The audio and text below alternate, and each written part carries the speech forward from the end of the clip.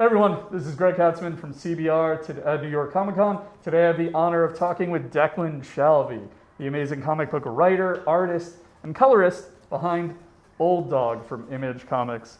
How are you doing, Declan? Grand, yeah, all right. I thought we're here to kill each other, is that We it? are, yes. We're going to beat each other up and kill each other in Mortal Kombat, while also talking about Old Dog, which is on sale now. Let's do it. All right. All right, who are you going to pick? Jeez. You got to press start. I got to start. Oh, Yeah. I'll start, all right. I like the look of this Van Damme fella here. Johnny Cage. Yeah, All right. well, okay, I'm sold on the name. All right, I'll go for Sub-Zero. Hit. So these are the punch buttons. Right. These are the kick buttons.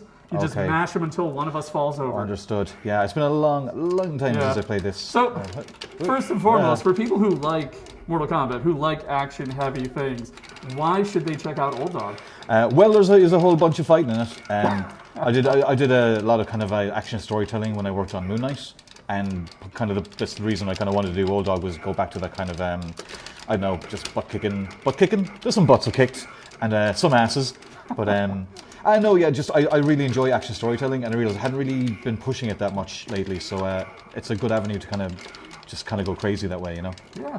Now, Old Dog, you are the writer, the artist, and the colorist. Yes. What was it like tackling that entire creative process behind Old Dog? It's fine there. You beat me though. I don't like that. Are you not supposed to like just completely placate every guest you have and just let me win? No, it was great. I've been kind of doing stuff at Marvel, writing and drawing my stories there, and I just figured it was the next step was to do it on my own actual book that I own, because I've written for Image, I've drawn for Image, and it just felt like, why haven't I done the whole thing? Plus, coloring, something I've done the last few years, I actually really like, which I wasn't expecting. And it's, I don't know, if you're a full-blown narcissist, like it looks like I'm going that way. You froze me, you bastard. Jesus. Finish me, don't you? What was it? Video games? I don't know. Comics. Coloring comics, yeah. Yeah, no, that's a whole new level of storytelling I haven't really played with before. Like, it's not just an act of coloring in. It's expanding my skill set when it comes to storytelling, you know. Mm-hmm. Now, there's a really cool double-page spread in Old Dog #1. How long did it take to complete a page like that as someone who's doing the pencils, the inks, and the colors? How long is a piece of string? I enjoy it. Look, it took ages, but at the same time, you've got to.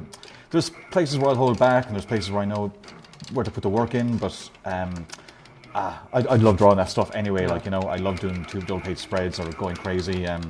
The thing is to try and just not to do it all the time. That's what I'm wary of. Some people, when they have no restrictions, they kind of lose the rung of themselves. So, like right now, when I won, finally, but.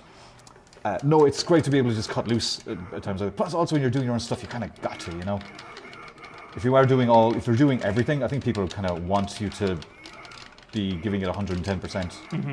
But yeah, those things take ages. But that's just what it takes to wow the readers. Now, you worked with Clayton Cowles, he's lettering the comic, and Heather Antos edited it. Can you talk about the collaborative process with them and their contributions to Old Dog? It's none. It's all me. They're just names on the page. I've just been nice. I know Heather edits all my creator own stuff, and she's kind of my first person that I kind of bounce everything off.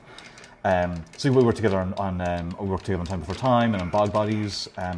So I just had, she's just my go-to, basically. And Clayton, when I was working more at Marvel, I always asked for him on my books. I always loved his stuff, and we've been friends for years, so that's actually nice about comics too, is you get to work with your friends. I'm not going to deliberately work with people I don't like. Not when it's my own stuff, at least. But to be honest, it's not hugely collaborative, like not having a go or anything, but like Clayton's a pro, I don't need to be bugging him. He's doing all the best books in the industry. Same with Heather, so it's probably more back and forth with Heather in the initial stages, and then, having that first kind of reader to go over things and catch problems. Back to Johnny Cage. I can do it with him. I know I can. So I gotta ask you, man, you did amazing artwork in Moon Knight. Obviously, with that run where it was, episodic in nature, those one and done issues. I reluctantly accept your praise.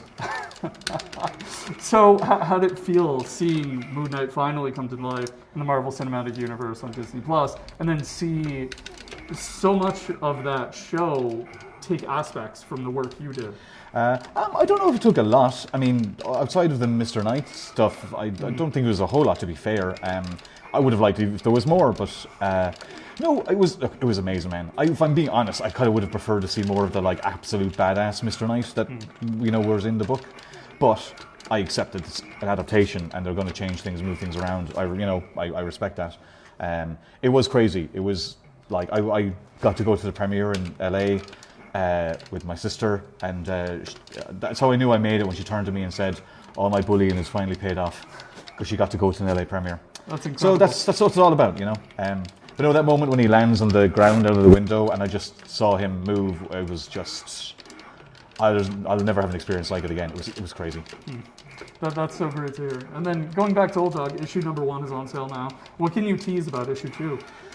Issue 2, Jack Lynch goes to Colombia to track down a source, a Black Circle source, and get him out. But there's other organizations on his tail, and he's got to bust a few heads to get him out safely. And it was great fun to work on. Like, so I love about the issue, they're all done in one adventures. So I can, like, the next one's going to take place in Russia, and the next one's going to, where's it taking place? Oh yeah, I'll figure it out. But like, that's it. Every single one feels like its own kind of. It's like each new. It's kind of like what I liked about doing Moon Knight, to be honest. Is every issue was its own thing, and I feel like I leveled up with every issue, and it feels like I'm doing that now with Old Dog, which is great. All right. How do you feel about one more fight while we talk about Old Dog? All right. I'll be an Old Dog by the end of this, huh? That's smooth. That's marketing for you. Very smooth. Yeah. I have a list of notes on my phone of dog references that I can whip out. What are some of your best ones? I know that was a lie. Actually, I should really do that. That's going to be the headline, you know. Declan Shalvey is a big liar. That's fine. It's accurate. Jesus, killed me again. So, yeah, I see why I didn't play this game so much. But yeah, no, I actually should make some dog puns. I need to build them up. So, yeah, Old Dog, you're going back into the spy genre. It's very action heavy. For someone who hasn't read the first issue yet, how would you sell them on picking up that comic? Let me see. If you like books like, I guess Sleeper's an older reference, but like, to me, it's basically, I'm doing my own Mission Impossible book. If you like those kind of action, adventure, espionage type genre, this is a book with a little sprinkle of superhero stuff. It's not very superhero-y necessarily, but like, I love drawing all that stuff. I've been doing it for years, and it's a nice opportunity to cut loose in a kind of a more grounded genre. So yeah, I'd go with that. I know, yeah, it's a lot of old. If you like a lot of the Wildstorm books, I think it'll be up your alley too. And then last but not least, you had some big news break yesterday about Savage Town. How does that feel?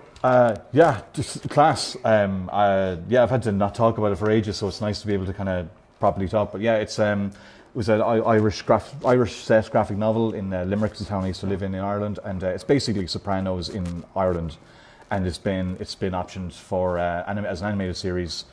The Lighthouse company in Ireland, so it will be an Irish production for accessible on worldwide, and I don't know, it's really supposed to be adult. It's a lot of firsts, you know. It would be really, really cool. It's really weird, but it could be very, very cool. I'm really excited about it. That's great. Well, Declan, thank you so much for taking the time to visit us and talk all about Old Dog once again. Old Dog is on sale now from Image Comics. Be sure to check it out. Declan, thank you very much. Thank you. It'll go on the record that I won all these, right? You definitely won all of them. You're going to do some editing and make it out they like have cool? plenty of editing. Excellent, magic. great. All right, good, okay. Well, keep an eye on CBR for more coverage from New York Comic Con.